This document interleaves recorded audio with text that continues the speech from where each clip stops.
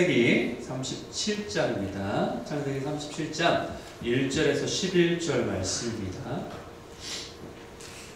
오늘은 창세기 77장 1절에서 11절 말씀 저와 여러분이 함께 교독하시겠습니다. 제가 1절, 여러분이 2절 이렇게 봉독하시겠습니다.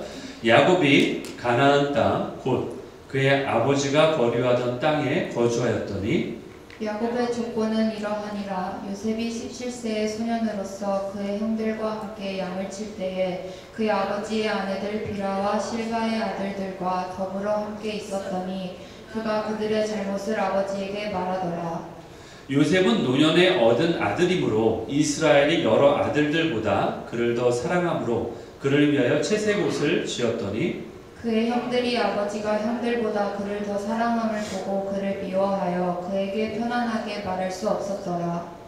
요셉이 꿈을 꾸고 자기 형들에게 말하매 그들이 그를 더욱 미워하였더라. 요셉이 그들에게 이르되 청하건대 내가 꾼 꿈을 들으시오. 우리가 밭에서 곡식단을 묶더니 내 단은 일어서고 당신들의 단은 내 단을 둘러서서 절하도이다.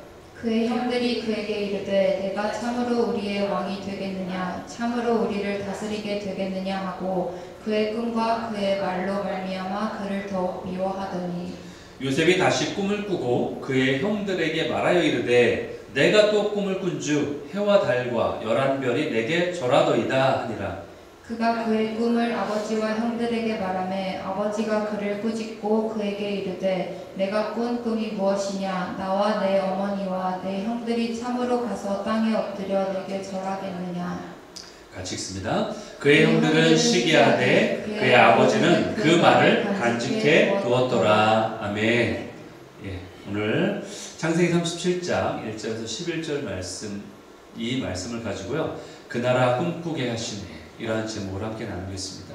영어로는 So we dream the kingdom of God 이런 제목입니다. 여러분 오늘 말씀 본문 보시면 요셉의 이야기잖아요, 그렇죠? 꿈에 대한 이야기입니다. 여러분들 인생을 살면서 얼마나 많은 꿈을 꾸시나요? 예, 꿈이라는 뭐 실제적으로 주무시면서 꾸시는 꿈도 있지만 또 우리가 어떤 꿈을 꾼다라는 거 있잖아요. 우리가 비전이라든지 우리가 기대하는 것들 그런 꿈을 꾸실 텐데 실제로 여러분이 주무시면서 꾸는 꿈 중에 어떤 꿈을 많이 꾸셨나요? 학교에서 시험 보는 꿈? 별로 좋지 않죠, 그렇죠? 시험 보면서 푸는데 막 문제가 안 풀려. 내가 공부를 더 할 걸. 뭐 이런 꿈 막 꿀 때도 있고요. 아니면 저도 그런 꿈 꾼 적이 있는데 전쟁이 나서 피난 가는 꿈. 예. 저는 어떤 때는요, 이 마지막 때에 그 지구에 어떤 심판들이 있는 꿈을 꾼 적도 있어요. 또 어떤 때는 이건 남자들이 굉장히 싫어하는 꿈이에요. 또 군대 가는 꿈. 또 군대 가서 고생하는 꿈. 예. 아니면 뭐 졸업대가 분명히 됐는데 학점이 모자라가지고 뭐 당황하는 꿈. 아니면 뭐 떨어지는 꿈, 날아가는 꿈, 별꿈 다 꾸시죠, 그렇죠? 여러 가지 꿈이 있겠는데 여러분이 가장 꾸길 원하는 꿈이 무슨 꿈이세요? 돼지꿈? 복권 사시려고 했어? 돼지꿈? 뭐 이런 얘기도 하는데 저는 예수님을 만나는 꿈. 여러분들 기대하시죠, 그렇죠? 예. 여러분이 인생을 살아가는 중에 얼마나 많은 꿈을 꾸고 계신지 모릅니다. 그런데 그 중에서 여러분 생애 가운데 꾼 꿈 중에서 기억에 남는 꿈들이 분명히 있을 거예요, 그렇죠? 기억에 남을 정도로 아주 생생하거나 아주 그러한 꿈들. 대부분의 그러한 꿈들은 어떤 꿈이냐면은 일종의 일명 개꿈이라고 하지 않고요. 그런 꿈은 계시적인 꿈이다. 하나님 우리에게 뭔가를 알려주시기를 원하시는 그러한 꿈이다라고 생각이 듭니다. 여러분들 꿈은 성경에도 보면은 꿈을 통해서 하나님의 계시의 수단으로 많이 사용했다라는 것을 알게 돼요. 예. 하나님께서 뭔가 알려주시는 계시 수단으로 꿈을 사용한 것을 보게 됩니다. 요엘서 2장 28절에 이러한 말씀이 있죠. 여러분 많이 아시는 말씀이에요. 그 후에 내가 내 영을 만민에게 부어주리니 너희 자녀들은 장래의 일을 말하고 너의 누구는 늙은이는 꿈을 꾼다. 그렇죠? 꿈을 꾼다. 예. 너의 젊은이는 이상을 환상을 볼 것이고 그리고 그때에 내가 또 내 영을 내 남종과 여종에게 부어줄 것이다. 이렇게 나왔어요. 여기 보면은 그 후에 내가 내 영을 만민에게, 여기 만민이라고 했어요. 모든 사람들에게, 그렇죠? 만민에게 부어줄 것이다. 이것은 어떤 특별한 세대를 말하는 거예요. 하나님의 영을 모든 만민에게 부어준다는 것은 어떤 특별한 세대를 말하고 있는 겁니다. 왜냐면요, 구약시대에는 누구에게 부어주셨어요? 왕이나 제사장이나 선지자나, 그렇죠? 이러한 사람들에게만 하나님의 영이 부어주셨어요. 그래서 사울이 왕이 될 때도 기름 부음을 받고 성령님이 그에게 임했다라고 나와 있어요. 하나님의 영이 그에게 임했다. 그러나 하나님이 그를 떠났을 때에, 그가 사울이 하나님을 떠났을 때에 하나님의 영이 그를 다시 떠났다라고 되어 있는 표현을 구약을 통해서 볼 수 있어요. 그렇기 때문에 구약 시대에는 이처럼 모든 영혼에게 하나님의 영이 임했던 것이 아니라는 것을 알 수 있어요. 그렇죠? 예.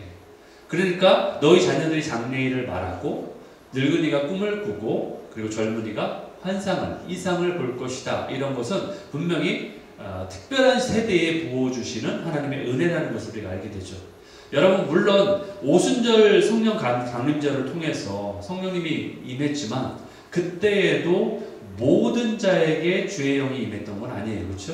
예, 오순절 그 성령의 그 마가의 다락방에 있었던 자들만 성령을 받았던 거지 모든 자에게 부어주신다라는 그와 같은 일들이 벌어진 건 아니라는 거죠. 그렇죠? 그리고 아까 29절의 표현처럼 모든 남종과 여종, 그러니까 남자 여자면 모든 자를 얘기하잖아요. 그렇죠? 그러니까 모든 자에게 부어주신다라는 성령이 임했던 것은 아니라는 것을 알게 됩니다. 결국 이것은 뭐냐? 결국 마지막 때에 임하게 될 성령님의 엄청난 역사가 있을 거야. 이것을 우리에게 말해주고 있다는 거예요. 그것을 우리가 알게 된다는 거죠. 물론 우리가 이렇게 성령님이 우리에게 임하심을 통해서 예수님이 승천하실 때에 내가 또 다른 영을 너에게 보낸다 라고 말씀하셨고 그 성령님이 우리에게 임하심으로 이것이 성취됐죠. 그래서 예수님은 어떤 문을 여셨어요?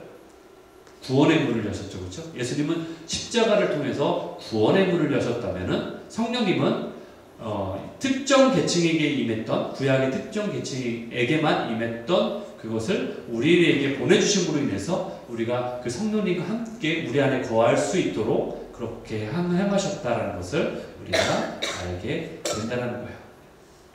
분명히 성령님이 우리 안에 거하신다. 그렇죠? 그리고 너희가 하나님의 성전인 것과 하나님의 영이 너희 안에 거하는 것을 알지 못하느냐. 이렇게 말씀하셨듯이 우리 안에 함께 하신다고 했는데 그럼에도 불구하고 우리가 어떻게 살아가고 있어요? 그럼에도 불구하고 우리가 어떤 삶을 살아요? 외로운 삶을 살죠. 그렇죠? 외롭게 살죠. 어떤 때는 쓸쓸한 마음 가운데 힘들어하죠. 그렇죠? 우리가 또 어떤 때는 불안의 영 때문에 힘들어하죠. 그렇죠?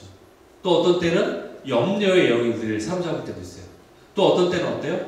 우리가 고집스럽게 우리의 인간적인 그런 모습을 움켜잡고 살 때가 있다는 거죠. 결국 하나님의 성령이 나에게 함께 하신다고 했음에도 불구하고 이러한 어둠의 영에 어떤 때는 사로잡혀가지고 그렇게 살아가고 있는 우리의 모습을 보게 된다는 거죠.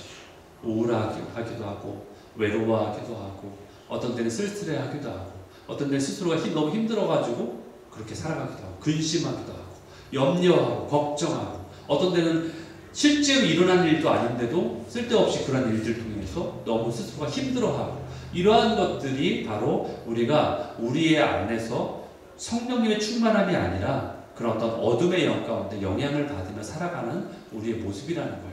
그래서 그런 것 때문에 부추겨지고 어떤 때 그렇죠? 내 마음이 불안하고 안정감을 누리지 못하고 흔들린다는 거죠.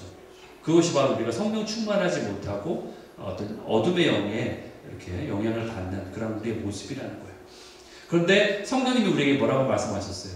아까 요엘서 말씀처럼 성령이 너에게 임하면 어떻게 된다? 너희가 예언도 할 수 있고 그렇죠?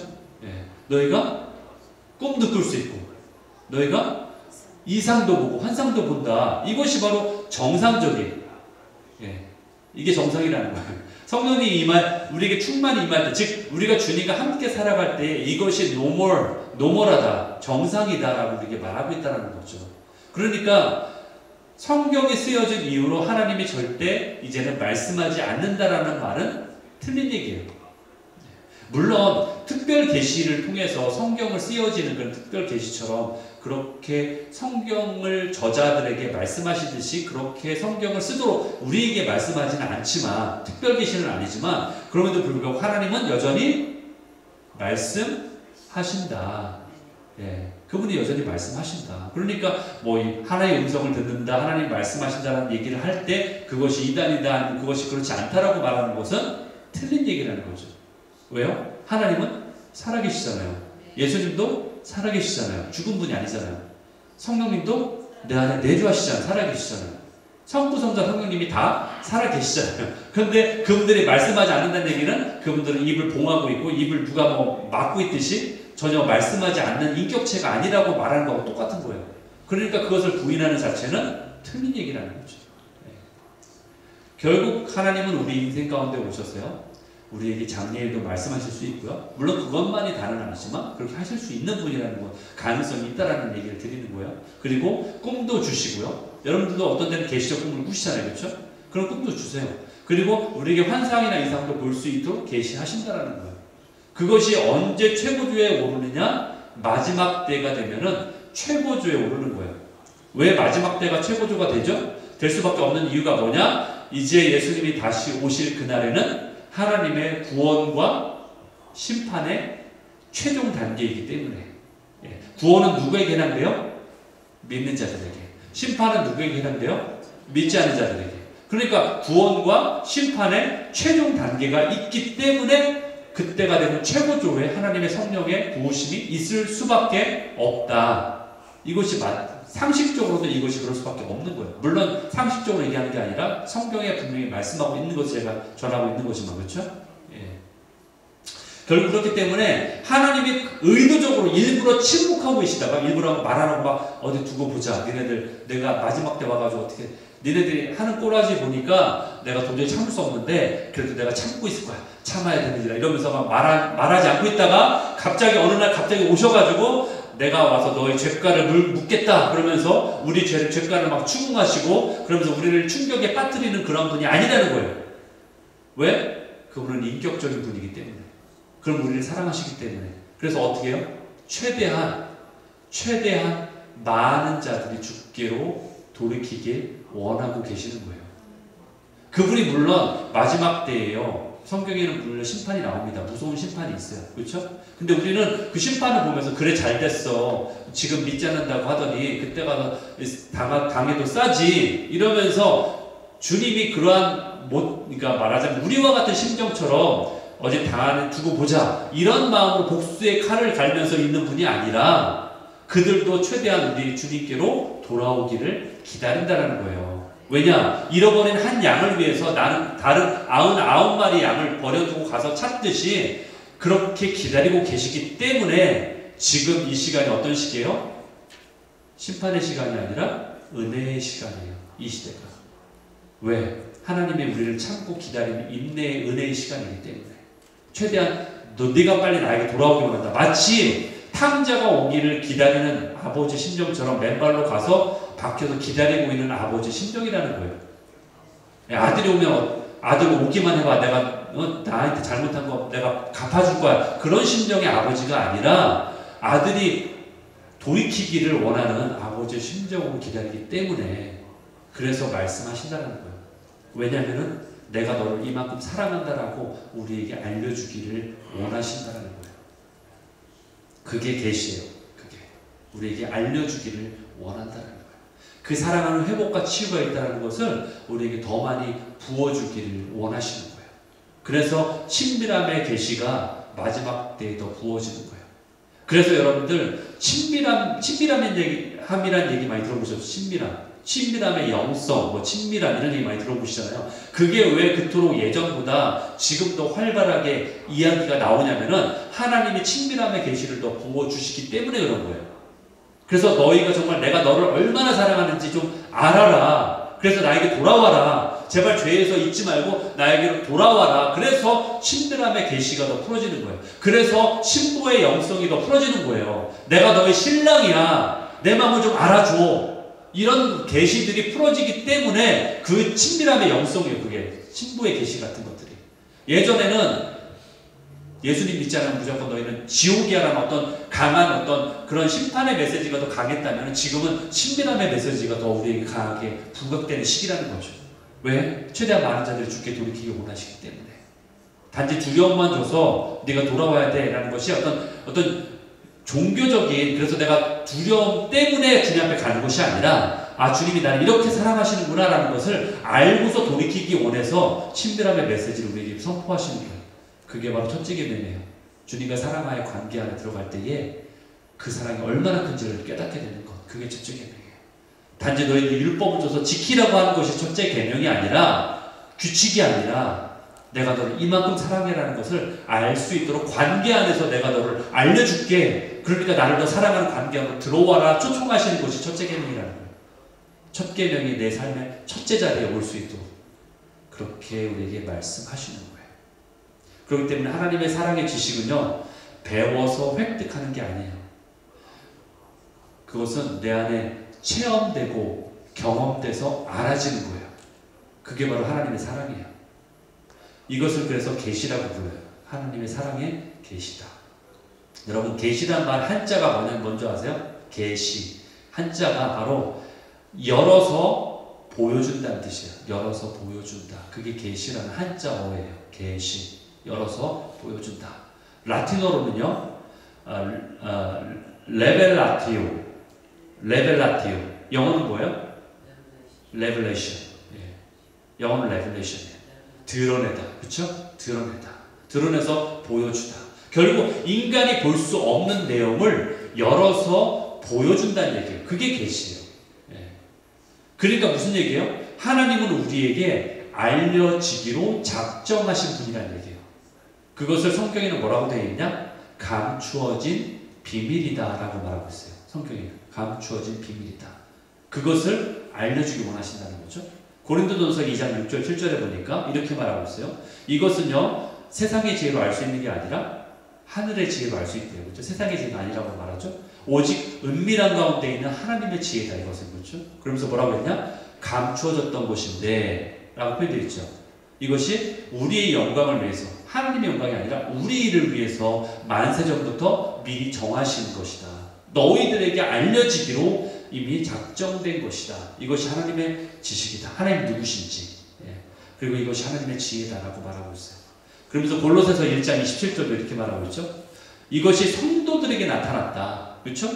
믿는 자들에게, 그러니까 믿는 자들만 볼 수 있는 거예요. 믿지 않는 자들은 이 얘기를 해도 볼 수 없어요. 왜? 세상의 지혜, 아까 세상의 지혜가 아니라고 했죠. 세상의 지혜로 이것을 판단하려고 하니까 볼 수가 없는 거예요.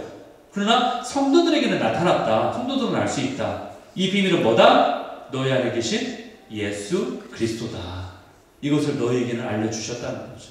에베소서 3장 9절도 비슷한 얘기를 하고 있어요. 영원부터 만물을 창조하신 하나님 속에 어떻게 됐든 감추어졌었던, 감추었던 비밀의 그 경륜을 너에게 알게 하기 원한다. 이게 영어로 뭐라고 되어 있어요? 제가 써놨죠? 뒷거만 강조하면 돼요. My mystery. 이거 더 미스테리죠. 미스테리, 그렇죠? 미스테리라고 말했죠. 이것이 시크릿이 아니에요. 시크릿은 똑같은 우리말로 비밀이라고 번역되는데, 시크릿은요, 알려져서는 안 되는 게 시크릿이에요. 그렇죠?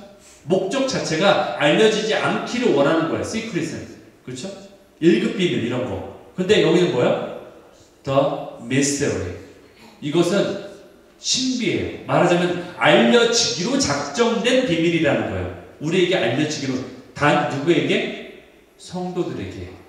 그것을 알기로 원하는 자들에게만, 그것이 성령님의 감동으로 인도함을 받는 자들에게만 알려지기로 작정된 비밀이다. 그래서 감추어졌었다라고 말하는 거예요.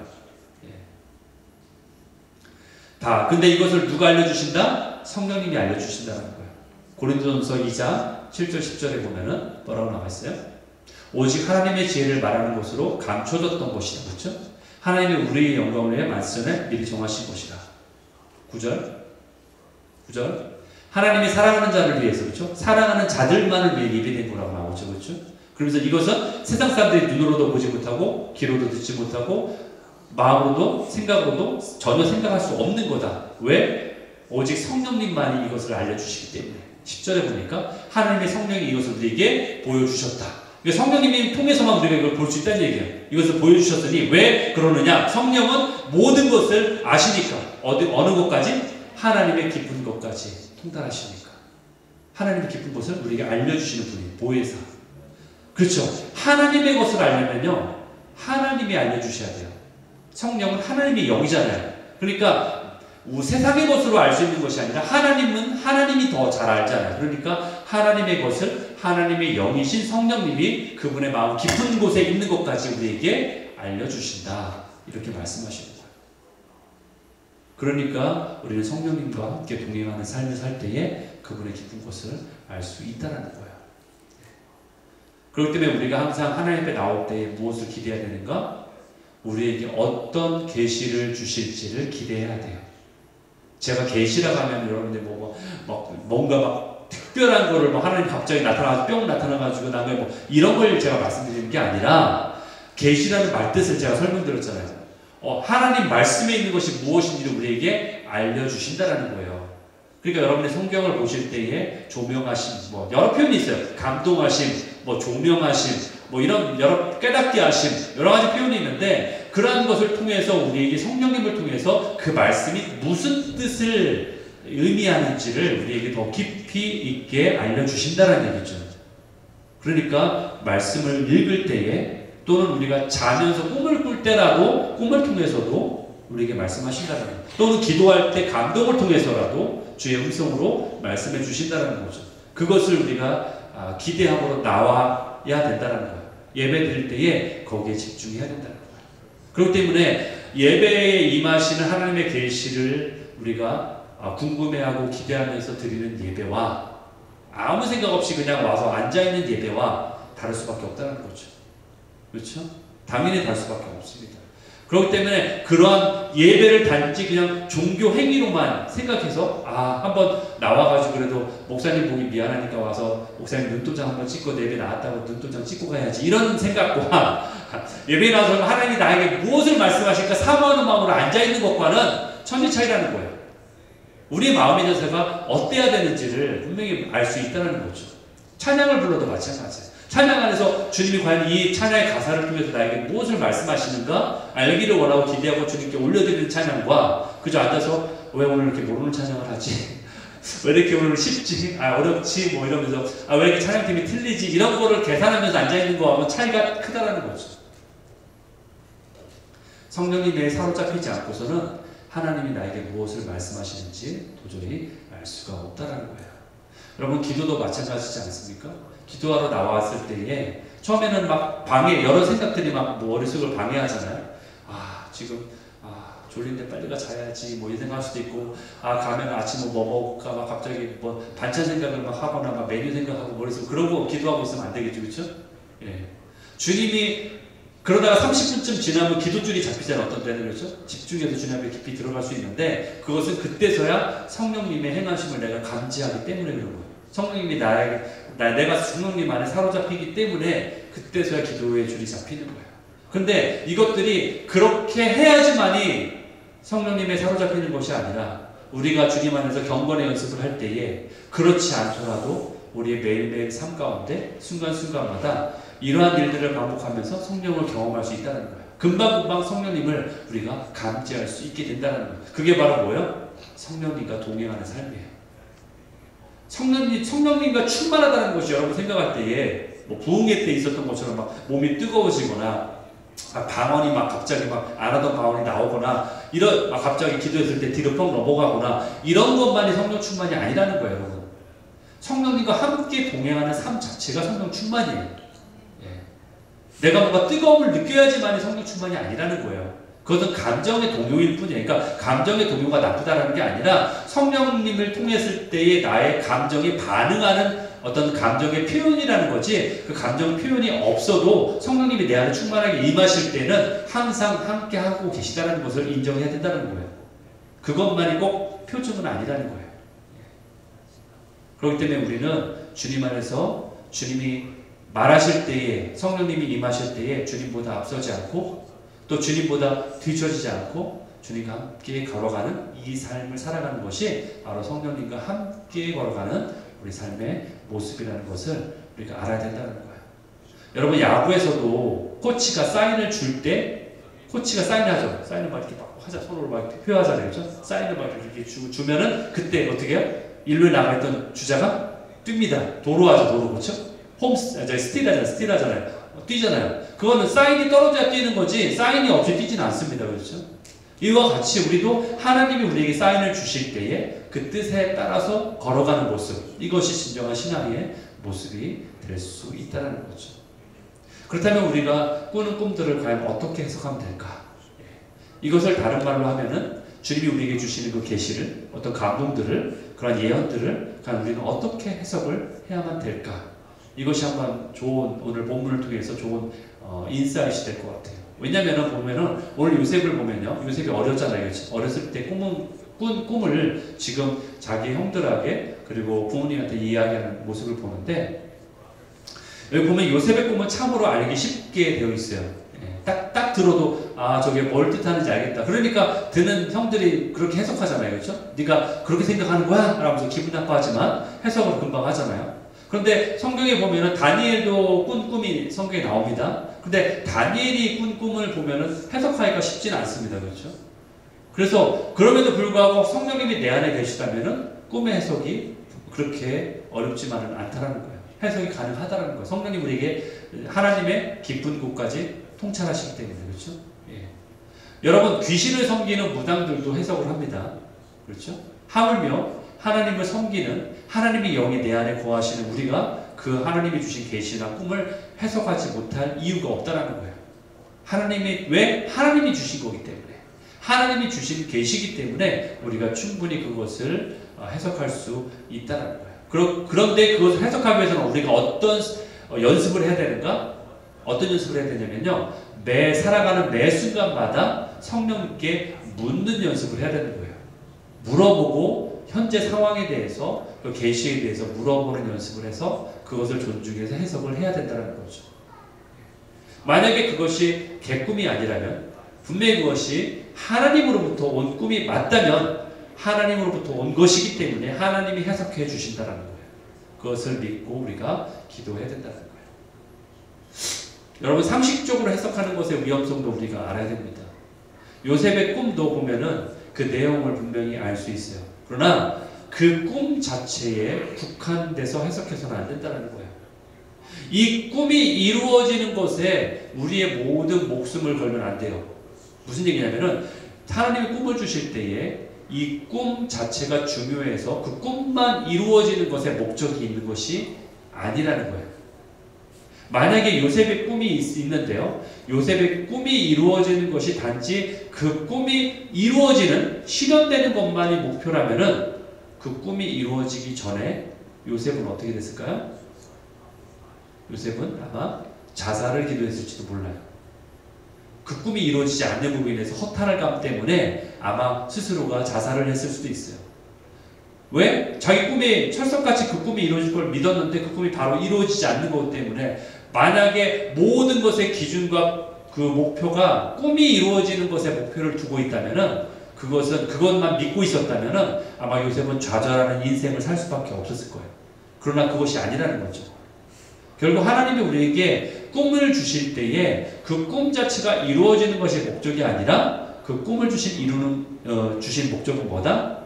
그 꿈이 이루어지는 과정 가운데 포함되어 있는 내용들이 바로 그 꿈을 주신 목적이라는 거예요.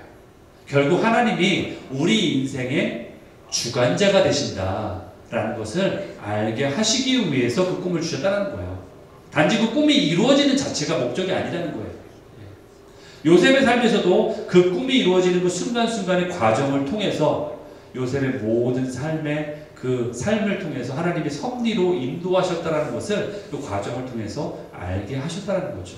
그것이 바로 꿈을 주신 목적이라는 거예요. 그러니까 우리에게 어떤 꿈을 주셨을 때 우리가 해야 될 것은 뭐냐? 그 꿈이 이루어지는 과정 가운데 우리가 어떻게 해야 되냐면은 인내함으로 그것이 이루어지기를 기다릴 줄 알아야 된다. 이것이 바로 중대한 우리의 포인트라는 거예요. 그 꿈이 이루어지는 것을 기다려야 된다.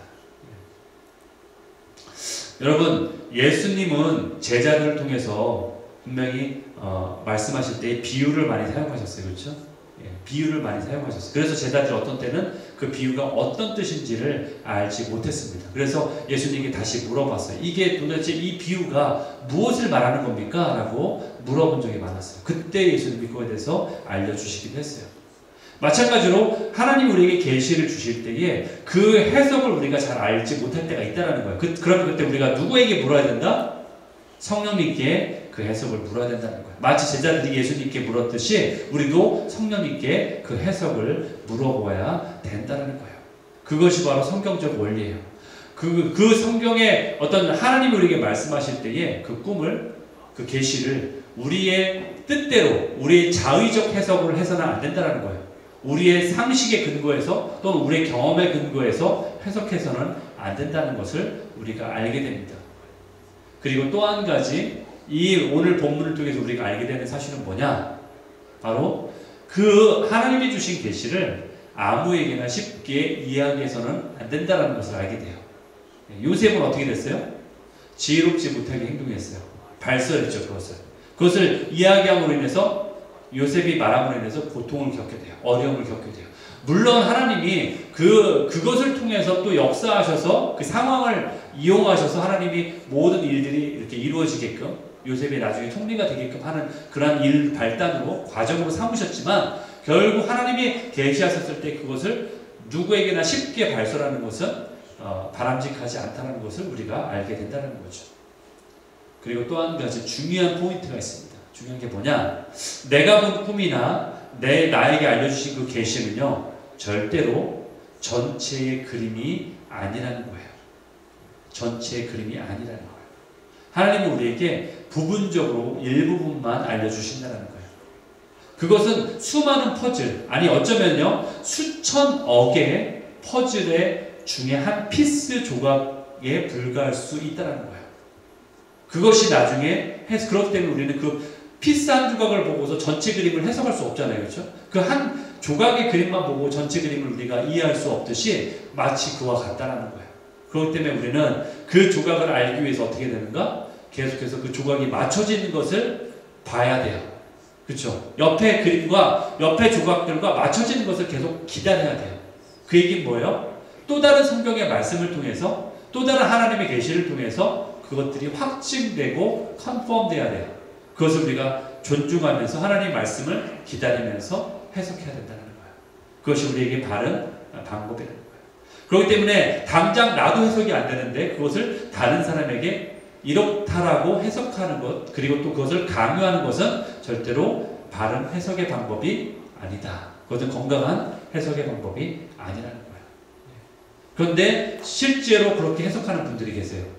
자신이 어떤 꿈을 꿨을 때에 이거의 해석은 이거야 라고 단정 짓고서 이것을 사람들한테 강요하거나 또는 내가 마치 어떤 선지자인 것처럼 거짓 선지자 놀이를 하시는 분들이 계시라는 거야. 마치 본인이 예언자인 것처럼. 그래서 내 말만 믿어. 내 말을 따라야 돼. 또는 다른 사람이 꿈을 얘기했을 때 그것은 이런 거야 라고 무조건 강요하면서 그에게 내 말을 따라야만 해 라고 강요하는 사람이 있을 수 있다는 거죠. 그러나 그것은 올바른 성경의 해석이나 올바른 꿈의 해석이 아니라는 거예요. 그거에 대해서 마태복음 7장 20절 이하에 보면 이렇게 나와 있어요. 이러므로 그들의 열매로 그들을 알 수 있다. 말씀하시면서 나더러 주여 주여 하는 자마다 다 천국에 들어갈 수 없다라고 아주 강력한 말씀을 하세요. 그렇죠? 두려운 말씀이죠. 그런데 어떻게 해야 된다? 어떻게 해야지만이 들어간다 나와요. 그 다음에 하나님의 뜻대로 해야만 한다. 너의 자의적으로 너의 해석대로 너의 생각대로 행하는 것이 아니라 하나님의 뜻대로 행하는 자만이 들어갈 수 있다. 그러면서 뭐라고요? 22절에 보니까 너희가 내 이름으로 나는 예수님의 예수님의 선지자야, 예수님의 예언자야. 이처럼 그런 예언자 노릇을 하면, 예언자 놀이를 하면서 마치 네가 예언자인 것처럼 네가 잘난 체하면서 네 뜻을 강요하면서 그렇게 사람들을 세뇌시키고 또 사람들에게 가스라이팅 하면서 그렇게 사람들을 그들을 조종하려고 했던 너의 모습은 잘못된 거라고 분명히 말씀하고 있죠. 그렇죠? 이렇게 하면 안 된다. 그러면서 23절에 보니까 내가 너를 도무지 알지 못한다. 불법을 행하는 자 떠나가라. 이렇게 심할 정도로 도전하고 계시는 말씀을 보게 된다는 거죠. 결국 하나님의 말씀을 해석할 때에 자의적으로 해석하거나 본인 뜻대로 하는 것이 아니라 하나님의 뜻대로 해석하는 것이 맞다라고 우리에게 말씀하고 있는 말씀이에요. 결국 우리는 성급하게 생각하지 말고 하나님의 꿈이 있거나 그 뜻이 있을 때에 이것이 실행되는 때를 기다림으로 또 주님의 말씀 가운데 이것을 컨펌함으로 계속해서 확인함으로 주님 앞에 서는 것이 겸손한 자의 해석하는 자의 모습이라는 거예요. 그것이 바로 바른 성경 해석이고 바른 계시를 해석하는 모습이라고 우리에게 분명히 말씀하고 있다는 거예요. 만약에 그렇게 기다리고 있음에도 불구하고 하나님이 말씀하지 않을 때가 있죠. 그렇죠? 하나님이 잠잠할 때가 있습니다. 그러면 그때는 어떻게 해야 되나요? 어떻게 생각해야 돼요? 아, 나는 하나님께 저주를 받았나 보다. 아니면 하나님이 나를 싫어하시나 보다. 이렇게 생각해야 되나요? 아, 하나님이 나를 기뻐하지 않나 봐. 이렇게 생각해야 되나요? 그때는 어떻게 되는가? 아, 하나님의 때가 아니구나 라고 생각해야 되는 거죠. 아, 지금은 하나님의 때가 아니구나. 그 얘기는 뭐예요? 더 기다려야 되겠구나. 이 얘기예요. 더 인내해야 되겠구나.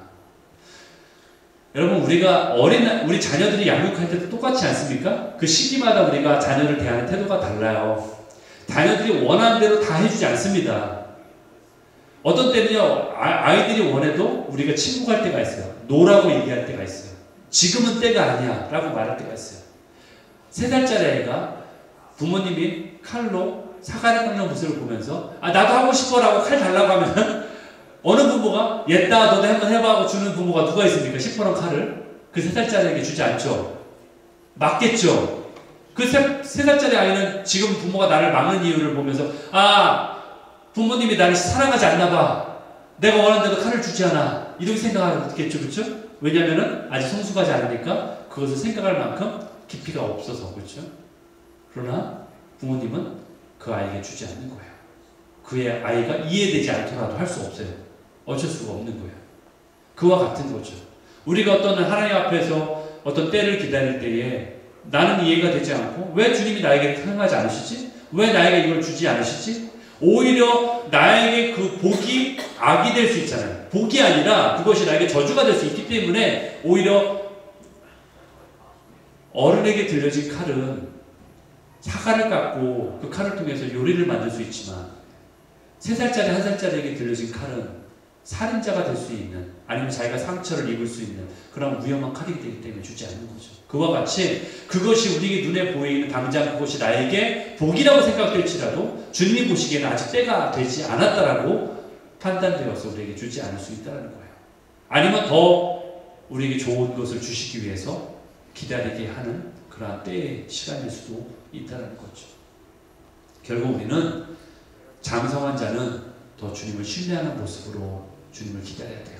주님 앞에서 기다리는데 어쩔 수 없이 안 주니까 막 짜증내면서 막 생떼 부리면서 아 그래도 내가 참아야 돼 하면서 주님 앞에 그런 막 안 좋은 얘기를 하면서 기다리는 모습이 아니라 주님을 신뢰함으로 여유 있게 스테이블하게 기다리는 거죠. 그게 주님을 믿는 믿음이 아닙니까? 믿음은 보이지 않는 것을 믿는 거잖아요. 지금은 보이지 않지만 그것이 당연히 나에게 주어질 것을 알기 때문에 지금의 내가 조급하지 않고 기다리는 게 믿음인 거예요. 그게 바로 인내할 수 있는 것이 바로 그것도 믿음이에요. 그러기 때문에 인내는 믿음의 또 다른 표현이에요. 인내는 그냥 참는 게 아니에요. 도행하는 게 아니에요. 여러분 고행을 참는 그런 게 뭐 뜨거운데도 참고 그게 인내가 아니라 인내는 주님을 믿기 때문에 기다리는 거예요. 그러니까 또 다른 믿음의 표현이 인내예요. 바보라서 기다리는 게 아니라 힘이 없어서 기다리는 게 아니라 힘이 없어서 말아내지 않고 참는 것이 아니라 여러분 관계에서는 그와 똑같은 거예요. 그게 바로 믿음의 또 다른 표현이 인내라는 거예요. 이와 같은 방법으로 우리가 기다려야 된다는 거예요. 그러면서 우리가 알아야 될 것은 역사의 주관자는 하나님이시다. 결국 하나님이 이루실 거다. 내가 급하게 한다고 이루어지는 게 아니에요. 여러분 차 안에 있는데 내가 차 안에서 뛴다고 더 빨리 가는 게 아니에요. 차를 타고 가는데 버스 타고 가는데 힘들다고 해서 내가 역사에 하나님 그 버스의 운전자이신 주님이 당연히 알아서 운전하고 가시는데 그 안에서 내가 막 열심히 뛴다고 해서 더 빨리 가는 게 아닙니다. 나만 힘들어요. 그냥 가만히 느긋하게 앉아있으면 언젠간 갑니다. 그렇죠? 목적지에 도착하는 겁니다. 그러니까 내가 조급해할 필요가 없다는 거예요. 그분 앞에 기다림으로 있어야 돼요. 기다려야 돼요. 그렇기 때문에 신앙은요, 수동적인 거예요. 어떻게 생각하면 신앙은 뭐 열심히 해야 될 것 같죠, 그렇죠? 하나님이 주실 때 가능한 거예요. 신앙은 수동적인 거예요, 사실은. 제가 여러분에게 게을르라고 말씀드리는 게 아니라 그 태도를 말씀드리는 게 하나님 앞에 주셔야지만이 가능한 거예요. 믿음도 마찬가지고요, 은혜도 마찬가지고, 계시도 마찬가지고, 하나님이 주셔야지 가능한 겁니다. 결국 우리가 하나님 앞에 해석이 안 될 때에 기다려야 돼요. 그렇기 때문에 우리에게 중요한 기도의 제목은 바로 이 성경 구절이에요. 그렇기 때문에 이 구절이 정말 중요해요. 에베소서 1장 17절 19절. 우리 주 예수 그리스도의 하나님 영광의 아버지께서 우리에게 지혜의 영을, 우리에게 계시의 영을, 그렇죠? 우리에게 지혜의 영을 주시고 우리에게 계시의 영을 주셔야지만이 우리가 하나님을 알 수 있다. 하나님을 알게 하시고, 그렇죠? 그때만이 우리가 하나님을 알 수 있어. 성령님이 우리로 그 하나님의 깊은 곳까지 통찰하시는, 그렇죠? 그래야지만 알 수 있는 거예요. 18절에 우리 마음의 눈을 밝히사, 영의 눈을 뜬다는 얘기예요. 마음의 눈이라는 얘기는 영의 눈을 띄워달라는 거예요. 영의 눈을 뜰 수 있도록. 그래서 우리의 부르심이 뭔지를 알게 해요. 내가 존재하는 이유가 뭔지 알게 해주세요. 그때서야 내가 알 수 있으면 내 존재 이유를 모를 때에 방황하는 거예요, 여러분. 내가 왜 태어났는지, 내가 왜 살아가는지 이유를 모르면 우리는 방황하는 거예요. 그것은 청소년기 때, 뭐 사춘기 때 정체성의 위기가 있을 때 이때만 생각하는 게 아닙니다. 우리가 살아가면서 심지어는 70대, 80대까지도 내 부르심의 소망을 알아야 되는 거예요.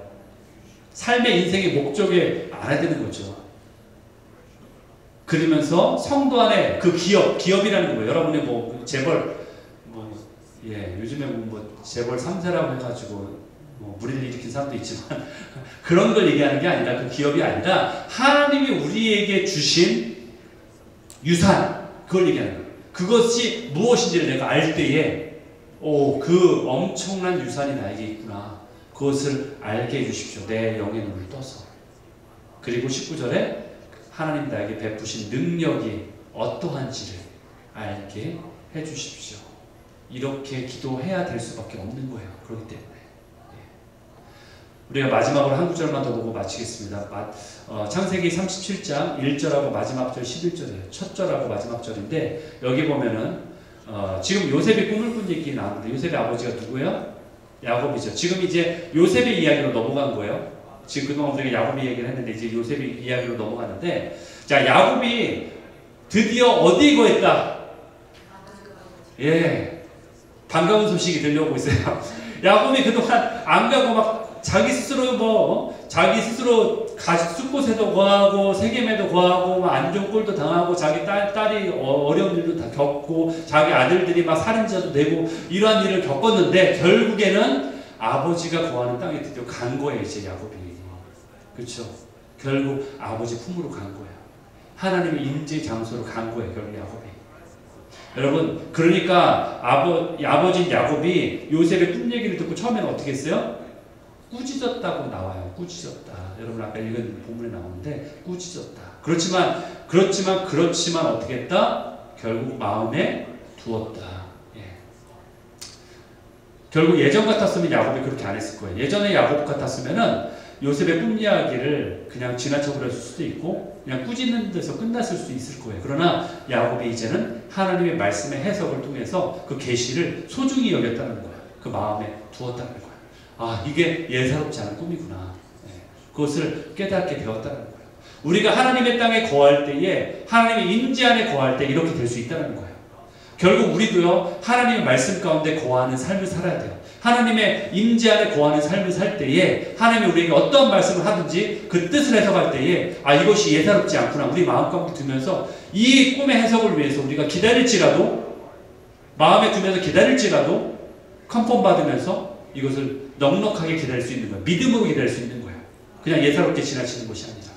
결국 하나님이 주시는 꿈이나 계시나 환상들은요, 그 자체의 목적이 있는 것이 아니라 그것을 이루어가시는 하나님의 주권 가운데 그분이 우리에게 어떤 일을 행하실지 그 과정 가운데 목적이 있다는 거예요.